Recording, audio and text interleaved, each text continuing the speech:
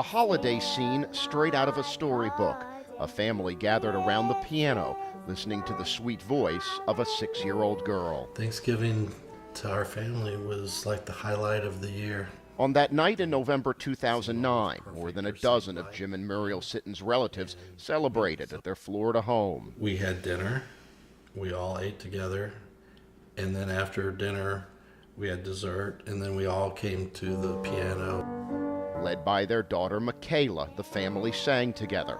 After, as the party broke up, the Sittons tucked Makayla in bed for the last time. 911 emergency, Jupiter, where's your emergency? I should have to come to... What's going on there, ma'am? There's someone with a gun.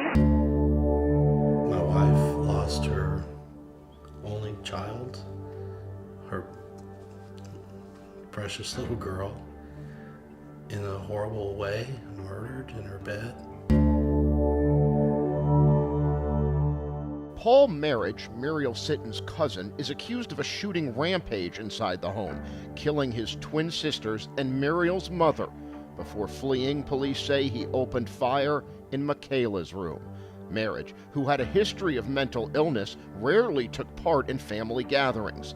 That night, he was a last-minute guest. What happened to the Sittons can only be described as the worst possible nightmare a parent can imagine. Sadly, it's a nightmare more parents are waking up to. Since 1950, the Centers for Disease Control and Prevention reports sharp declines in all causes of death among children under 15, except homicide.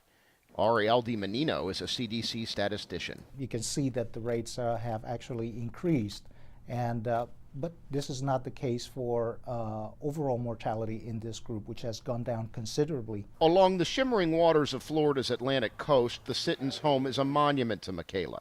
They keep her room just as it was the day she died. How could we leave this house? You know, how could you leave Makayla's room or repaint it and turn it into an office or something?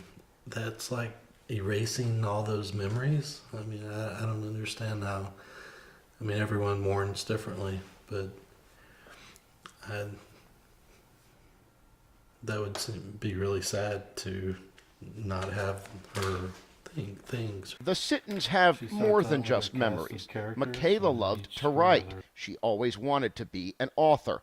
One day, Muriel recorded her daughter telling a story. It had her voice, and it was a beautiful story, and she even started it out with The Bear's Castle by Makayla Joy Sitton. The Bear's Castle, written by Makayla Joy Sitton. Book illustrator Tyler Hollis, who also lost a daughter, helped the Sittons publish Makayla's story. It's not just her story, it's everybody's story. Any mother who's ever lost a child. The Sittons have also launched a foundation in Makayla's name to help provide music and dance lessons for kids.